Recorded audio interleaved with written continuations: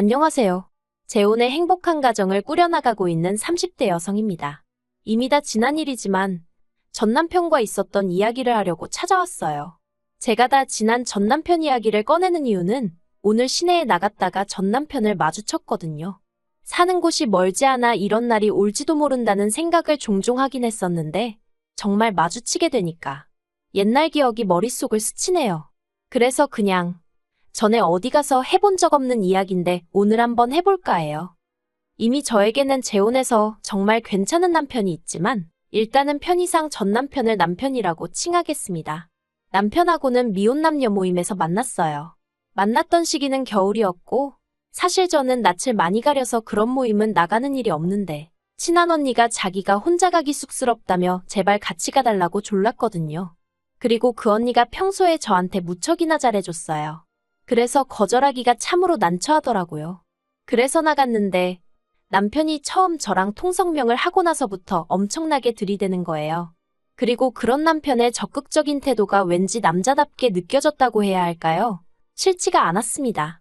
그래서 이후로도 모임 내에서 두세 번 더 만남을 갖다가 본격적으로 연애를 시작했고요. 사귄 지 1년도 안 돼서 남편이 프로포즈를 해왔을 땐 그 또한 적극적이고 저돌적인 남편의 성격 탓이라 생각하고 한편으론 내가 얼마나 좋으면 저러나 싶어서 기쁜 마음으로 프로포즈를 받아들였습니다. 남편은 저와 마찬가지로 회사를 다니는 평범한 직장인이었고 딱히 모난 구석이 없는 사람이었어요. 결혼을 앞두고 이런저런 조건들을 따져봐도 크게 마음에 걸리는 것이 없었죠. 게다가 전화 친정 부모님은 그런 기대는 하지도 않고 있었는데 시댁에서 신혼집도 준비해 두셨다대요. 깜짝 놀랐죠. 그런데 그게 다가 아니었어요. 신혼집 안에는 이미 가정가구까지 다 들어와 있었거든요. 그래서 제가 이건 언제 다 준비한 거냐고 했더니 잠깐 주춤하더니 한다는 말이 저랑 연애할 때 이미 하나씩 다 준비를 하고 있었다는 거예요. 자기는 저랑 결혼하게 될 거라는 확신이 있었다면서. 그리고 제가 너무 순진했던 거죠. 그 말을 전혀 의심하지 않았거든요. 오히려 이 남자가 이런 로맨틱한 부분도 있었구나 하고 감동까지 했는걸요. 그런데 친정어머니는 제 이야기를 들으시곤 아무래도 뭔가 찜찜하다시대요. 아무리 그쪽에서 저를 좋게 봤어도 그렇지 신혼집은 그렇다 쳐도 어떻게 가정가구까지 다 들여놓냐면서. 그리고 가정가구는 보통 신혼부부가 같이 가서 취향에 맞춰서 사는 거지. 어느 집에서 그걸 일방적으로 다 채워놓냐 하시는 거예요. 그런데 그 말을 듣고 나니까 저도 좀 뭐랄까 마음에 걸리는 것들이 있긴 했어요. 집안에 채워져 있던 가정가구들이 새 거는 맞는데 어딘가 유행이 좀 지나간 것들 같았다고 해야 할까요? 그리고 아무리 봐도 남편 취향이나 어머님 취향은 아니었단 말이죠. 그렇다고 신우 취향인가 생각해봤는데 솔직히 동생 신혼집에 누나 취향으로 꾸며놓는다? 그건 말도 안 되는 것 같고. 그런데 도통 남편에게 뭘 어떻게 물어봐야 할지 모르겠는 거예요. 그래서 이러지도 저러지도 못하고 하루 이틀 시간만 흘려보냈습니다. 그러다 청첩장이 나오고 남편 친구들에게 청첩장도 주고 인사도 할 겸 자리가 만들어졌어요. 그런데 남편 친구들이 저를 보더니 좀 당황하고 놀라는 눈치더라고요. 뭔가 어색한 공기가 흘렀죠. 그래도 술이 한 잔 두 잔 들어가니까 금세 분위기는 풀어졌지만요. 그리고 저도 나름대로 남편의 친한 친구들이라고 하니까 잘 보이고 싶은 마음에 평소 제 성격과는 달리 리액션도 열심히 하고 그랬어요. 그랬더니 남편 친구들 중 한 명이 남편더러 재수 씨는 지연이랑 생긴 건 엄청 닮았는데 성격이 완전 딴판이네 그러는 거예요. 지연이? 지연이가 누구지? 하는 생각이 드는 동시에 순간 분위기가 착 가라앉았고 서로서로 눈치만 보고 남편은 남편대로 당황한 기색이 역력해서는 무슨 소리를 하는 거냐면서 취했냐고 막 너스레를 떠는데 아, 내가 모르는 뭔가가 있구나 싶더라고요. 그리고 결국 그날의 술자리는 떨떠름한 분위기로 끝이 났고 저는 택시를 타고 집에 왔습니다. 집에 오는 내내 남편한테서 전화며 문자며 끝없이 쏟아졌지만 술 취한 남편과 대화다운 대화가 이루어질 것 같지 않더라고요. 그래서 핸드폰은 열어보지도 않고 잤어요. 그리고 이튿날 늦은 오후가 돼서야 남편을 만났습니다. 카페에서 남편을 만나 지연이가 누구냐 단도직입적으로 물었어요. 그랬더니 남편이 정말 미안하다면서 사실은 자기가 저한테 고백할 게 하나 있다대요. 그리고 듣게 된 이야기는 충격 그 자체였습니다. 지연이란 여자는 남편의 전처였거든요. 남편은 혼인신고는 안 했었기 때문에 전처라는 표현은 가당치도 않다고 했지만 제 생각은 달랐습니다. 일가 친척 지인들 다 불러놓고 결혼식을 올렸으면 혼인신고를 했건 안 했건 부부 아닌가요? 적어도 거기 왔던 사람들은 다 남편이 결혼했던 걸 기억할 테니까요. 하지만 남편은 계속해서 자기는 법적으로 깨끗하다. 그래서 미혼 남녀 모임에도 나갈 수 있었던 거라며 저를 설득하려 들더군요. 아무튼 남편 말로는 그 지연이란 여자와 결혼식을 올리고 신혼여행까지 갔지만 여행 이틀 만에 도저히 같이 못 살겠다는 생각이 들어서 파혼을 했대요. 그리고 신혼집 또한 실은 지연이란 여자와 살려던 집이었다고요. 그 이야기를 듣는 동안 정말 제가 느낀 심정은 말로 표현할 수가 없어요. 단순히 실망하고 화가 났다는 수준이 아니었죠. 배신감에 치가 떨린다는 게 이런 건가 싶었고, 그러나 중에도 내가 이 결혼식을 엎으면 어떻게 될까 하는 계산도 하게 되고, 드라마 속 여주인공들처럼 어떻게 그럴 수 있냐 소리를 찌르고 그런 것도 못하겠더라고요. 그냥 손발이 덜덜 떨리고 심장은 얼마나 벌렁거리던지 한마디로 제정신이 아니었다니까요. 저는 남편에게 우리 결혼 다시 한번 생각해보자 했고 그 길로 집에 왔습니다. 그런데 결론부터 이야기하자면 파혼은 못했어요. 파혼을 못한 이유는 어리석게도 파혼을 하고 났을 때 주변에서 들려올 수군거림을 감당할 자신이 없었거든요. 저희 친정부모님 체면을 지켜드리지 못하는 것도 너무 죄송했고요. 그래서 결국 제 가슴속에 묻고 가기로 했습니다. 계획대로 결혼하고 그리고 보란듯이 잘 살면 되는 거라고 애써 그렇게 생각을 했어요. 그렇게 어디에도 말 못할 큰 비밀을 간직한 채 남편과 부부의 연을 맺었습니다. 이따금씩 얼굴도 모르는 지연이란 여자가 떠올라 괴로운 순간도 있었지만 그래도 남편과의 신혼은 비교적 즐겁고 평화로웠네요. 그런데 문제는 결혼하고 1년이 지나도록 아이가 생기지 않더라고요. 신혼을 즐기고 싶은 생각은 있었지만 그렇다고 딱히 피임을 한 적도 없는데 말이죠. 그래도 첫 해는 때가 되면 생기겠지 하고 크게 걱정은 하지 않았어요. 그런데 2년째 들어가면서부터는 시부모님께서 왜 아이를 안 갖냐며 조금씩 재촉을 하시더라고요. 그리고 남편도 왜 안 생기는지 모르겠다, 도대체 얼마나 더 노력을 해야 하냐며 농담처럼 한탄을 하고는 했는데 그런 말을 들을 때마다 왠지 저한테 문제가 있나 싶어서 조금씩 마음이 급해지는 거예요. 실제로 제가 생리가 불규칙하고 그렇다 보니 걱정도 됐고요. 그래서 처음엔 남편한테 말도 못하고 혼자 무슨 죄 지은 사람 마냥 산부인과에 갔어요. 그런데 병원에서는 저는 아무 문제가 없다면서 그냥 건강관리 잘하고 마음을 편히 가지라는 속편한 소리만 하대요. 그래서 저 일부러 취미생활도 그림 그리기니 도자기 만들기니 죄다 뭐랄까 마음을 가라앉히는 종류로만 골라서 찾아다녔어요. 그나마 가끔 한 잔씩 마시던 맥주마저 끊었고요. 퇴근 후 어떻게든 짬을 내서 1시간씩 운동하고 정말 임신하기 좋은 몸을 만드느라고 제 나름대로 최선을 다했죠. 하지만 그래도 어째서인지 아이는 생기지 않았고 게다가 저 혼자 아무리 노력을 하면 뭐하나요?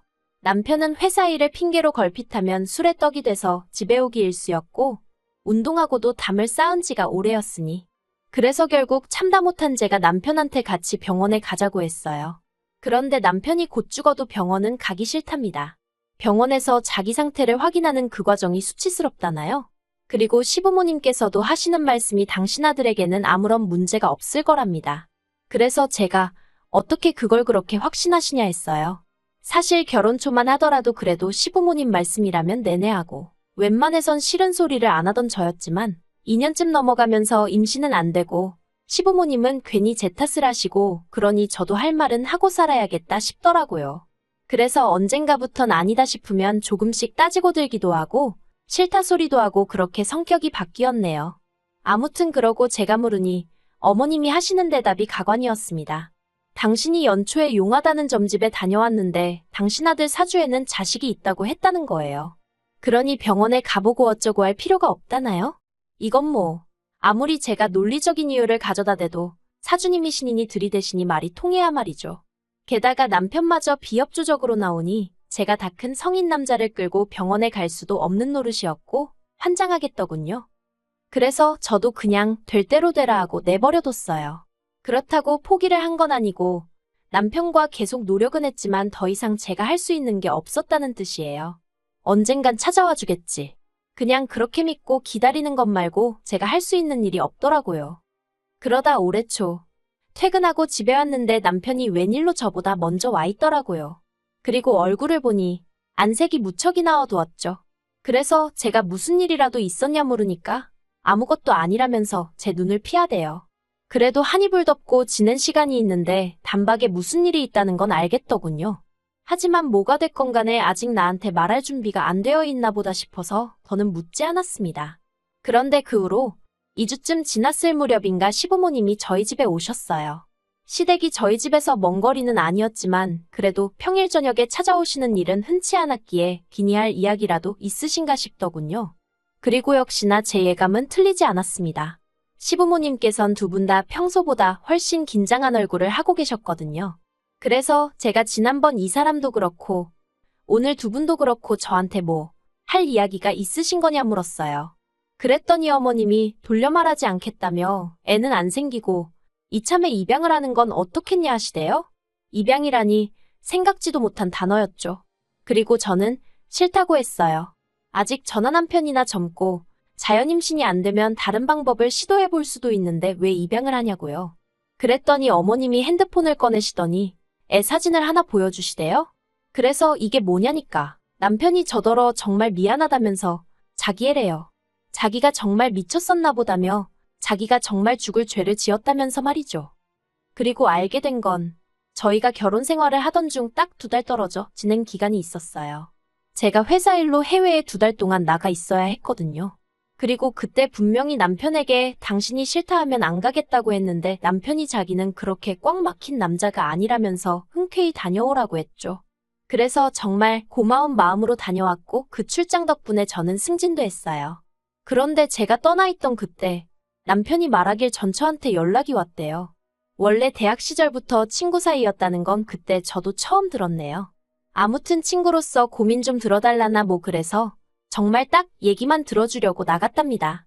그런데 그날을 시작으로 제가 한국에 돌아올 때까지 2달 동안 아주 별짓거리를 다 했던 거죠. 남편이 변명이랍시고 하는 소리는 더 가관이었습니다. 자기는 그래도 최소한의 양심을 지키려고 피임은 꼬박꼬박 했는데 이게 어떻게 된 일인지 모르겠다면서. 그런데 여자가 자기가 더는 애를 못 키우겠다고 그런다면서. 그래도 자기 핏줄인데 자기가 어떻게 모른 척을 하냐고 그러대요. 그리고는 저더러 이번 한 번만 이해해주면 안 되겠냐. 애는 죄가 없지 않냐 그러는데. 시부모님까지 나서서는 내가 우리 아들 사주에는 애가 있다고 말하지 않았냐. 아무래도 걔가 그 애인 것 같다. 네가 애라도 하나 낳아놨으면 우리도 걔 데려오잔 소리 안 한다. 그런데 애는 안 생기지. 밖에 떡하니 우리 핏줄이 있다지. 이러면 우리로선 모른 척 할 수가 없다. 그런 말씀만 늘어놓으시대요. 그래서 제가 남편더러 그럼 데려다 키우라고 했어요. 나랑은 이혼하고 혼자서 키우던지 말던지 알아서 하라고요. 그런데 정말 실망스러웠던 건 그러면 말이라도 남편이 이혼은 못한다 그럴 줄 알았는데 남편이 갈등을 하는 게 제 눈에 보이더라고요. 이혼도 싫고 애는 데려와야겠고 어이가 없었죠. 저요. 솔직히 100번 양보해서 밖에서 낳아온 아이라고 해도 키워줄 수 있었을지도 몰라요. 남편이 저랑 같이 임신하려고 열심히 노력을 해줬었다면 말이죠. 하지만 제가 그렇게 임신을 기다리는 동안 남편은 아무 노력도 안 해줬거든요. 하다못해 병원도 안 가줬잖아요. 그런데 이제 와서 밖에다 애를 낳아놨으니 키워달라? 세상에 어떤 정신나간 X가 좋다고 키운다고 하겠냐는 거죠. 거기다 시부모님은 기껏해서 한다는 소리가 이혼해봤자 여자만 손해라고 그러면서 저더러 너 알지? 이혼하면 너는 몸뚱아리만 나가야 돼. 여기 집이고 뭐고 다 우리가 해준 거야. 나 같으면 그게 감사해서라도 눈 딱 감고 애 키워. 애가 큰애도 아니고 어린애라 내 새끼다 품으면 품어지는데 그걸 왜 못해. 그런 소리나 하고 계셨으니까요. 그래서 결국 남편하고는 이혼했어요. 이혼 과정은 비교적 순탄했습니다. 어머님 말씀대로 집이니 뭐니 다 남편이 해온 거라 제가 받을 건 없었고 그나마 남편하고 그 전처를 고소하려 드니까 남편이 자기가 위자료는 챙겨줄 테니 깔끔하게 마무리하자고 하더라고요. 그리고 솔직히 저도 다 짜증나고 지겨워서 에라 모르겠다 하고 5천만 원 불렀어요. 솔직히 법대로 하면 5천은 어림도 없단 얘기를 듣기도 했고 그렇다고 5천 이상 부르면 남편이 마음 바꿔 법대로 하자고 들까봐 걱정도 되었거든요. 그리고 다행히 남편이 순순히 5천 이체해주대요. 그러면서 한다는 말이 소식은 전하고 살자는데 소름이 끼치더라니까요. 그런데 이혼하고 반년쯤 지나서 진짜 황당한 소식을 전해 들었어요. 남편 친구들 중 한 명이 알려준 건데 저도 왜 저한테 굳이 알려준 건진 모르겠지만서도 남편 전처가 남편한테 맡기고 간 애가 남편 애가 아니랍니다. 하도 닮은 구석이 안 보여서 남편 친구들이 유전자 검사를 해보라고 부추겼는데 정말 불일치로 나올 줄은 몰랐다나요? 아무튼 그래서 남편 집안이 다 뒤집어지고 난리가 났다대요. 듣는데 이건 너무 웃겨서 제가 정말 소리내서 웃었어요.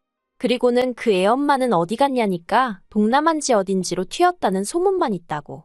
그러면서 애는 어쩌고 얘기하려는데 제가 저한테 더는 말하지 말라고 했어요. 괜히 더 알아봤자 저까지 골치만 아프지 싶어서요. 그리고 저는 1년 후에 지금의 남편을 만나게 되었어요. 지금 남편은 초혼이고 저보다 연하라서 솔직히 제가 정말 많이 밀어냈거든요. 그런데 남편이 안 떨어져 나가고 꿋꿋이 버티고 있더라고요. 아무튼 지금 남편하고도 이런저런 일이 많았지만 지금은 딸 하나를 키우며 알콩달콩 잘 살고 있습니다. 오늘 전 남편이 저랑 저희 애를 보고 무슨 생각을 했을까요? 뭐가 됐건 간에 죽도록 후회했으면 좋겠습니다.